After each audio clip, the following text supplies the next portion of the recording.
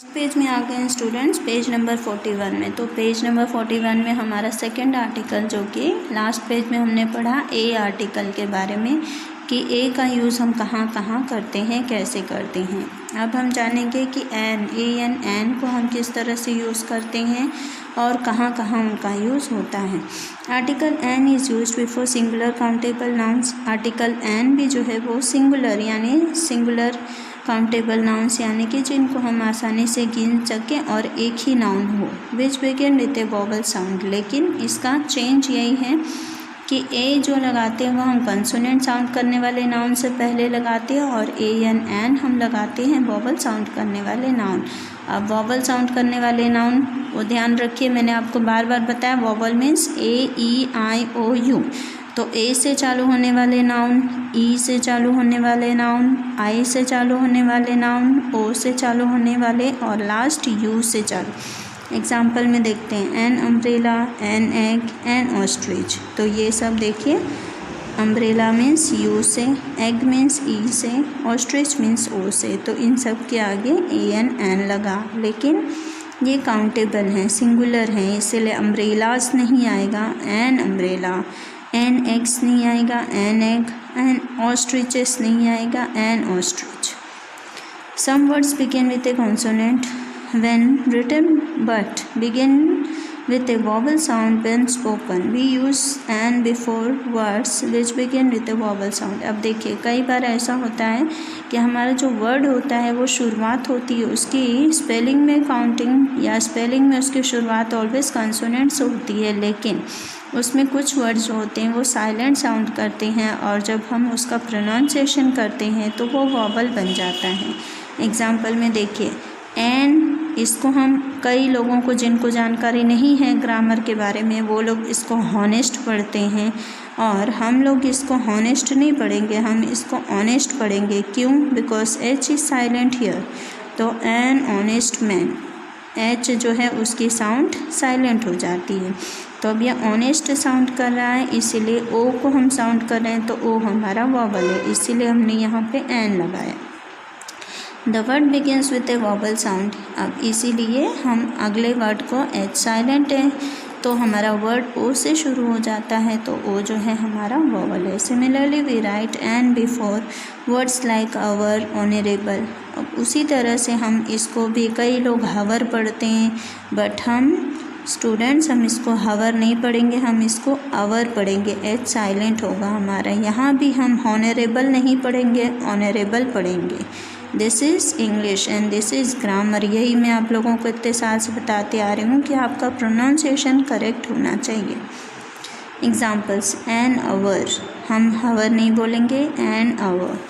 N honourable man, an air, an heiress, an honorary member, an honest girl. तो इस तरह से हम एच को हर वक्त साइलेंट लेंगे और आगे की स्पेलिंग को प्रोनाउंस करेंगे। Some words begin with vowels when written but begin with consonant sound when spoken. अब कई जगह पे ऐसा भी होता है जस्ट इसका अपोजिट कि उसकी शुरुआत होती है वॉवल वाले वर्ड से लेकिन वो साउंड करते हैं कॉन्सोनेंट, इसीलिए उनमें हम ए लगाते हैं। If a word begins with a vowel but when a consonant sound we use a before it. Same उसी तरह, अब जैसे भले ही ये क्या है हमारा ई से शुरू हो रहा है लेकिन हम इसको क्या पढ़ते हैं, ए यूरोपियन। तो हम क्या कर रहे हैं, इसको ई जो है हमारा, भले ही AEIO ये क्या है वॉवल है, लेकिन फिर भी हम साउंड कैसे करेंगे, यूरोपियन। हम इसको यूरोपियन साउंड करते हैं, यो। तो यो साउंड हो रहा है।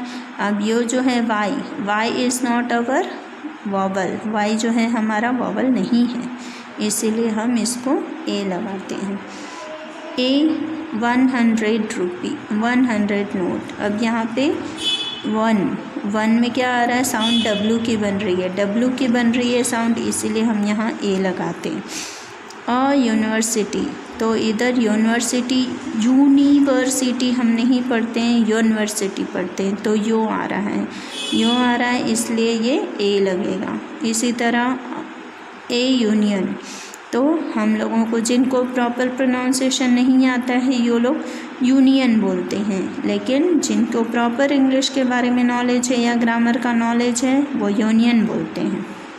इस तरह यो साउंड होता है, तो यो साउंड होता है इसीलिए यहाँ पे ए लगता है। If certain abbreviations begin with a vowel sound, though they have consonants at the beginning, we write an n before them.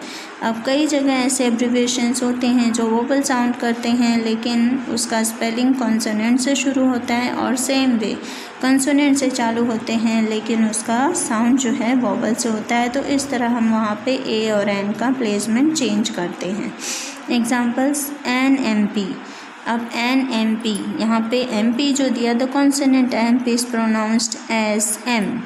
अब यहाँ पे एम पी ये दो अलग अलग स्पेलिंग काउंट करेंगे तो हम इसको ई एम एम साउंड करते हैं, तो ई जो है वो हमारा वॉवल होता है इसीलिए यहाँ पे एन आ जाता है।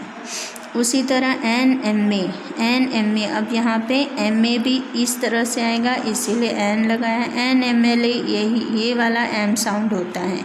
तो ये हमारे बोलने के ऊपर आधारित है कि हम बोलते टाइम हमारा वर्ड कहाँ साउंड हो रहा है, उसी के ऊपर से हम यहाँ पे आर्टिकल्स प्लेस करते हैं। The article A is often used with particular phrases. अब ए जो अपना आर्टिकल है वो कई जगह फ्रेजेस के लिए भी हम यूज़ करते हैं, जैसे a noise, a pity, a pleasure, a headache, in a hurry, a pain, a stomach ache, in a loud voice, a nuisance. अब इस तरीके से हम ये फ्रेजेस हैं। फ्रेजेस आपको हमने लास्ट चैप्टर में बताया, फ्रेजेस वो वर्ड्स होते हैं जिनका हमको कुछ अधूरा मीनिंग पता चलता है, पूरा नहीं। अब इनको पूरा करने के लिए हम उसके आगे सब्जेक्ट या ऑब्जेक्ट को प्लेस करते हैं। फिर उसके बाद आपकी एक्सरसाइज ए आ गई। एक्सरसाइज ए जो है वो आपको PDF थ्रू मिल जाएगी। उसके बाद नीचे हम आते हैं अपना आर्टिकल द। ए हो गया, एन हो गया, अब आ गई बारी द की। We use article the when we refer to a particular person और थिंग। हम द को तब लगाते हैं जब किसी भी पर्टिकुलर एक ही व्यक्ति या चीज़ की बात हमको करनी हो। I saw the house which you had described. मैंने वो घर देखा जो तुमने मुझे बताया था।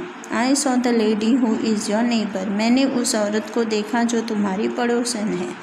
With a common name when it represents the whole class. जब एक कॉमन नाम दिया जाता है लेकिन वो पूरी उसकी जाति को या उसके समाज के लिए उसको दर्शाया जाता है, तब हम द का यूज़ करते हैं।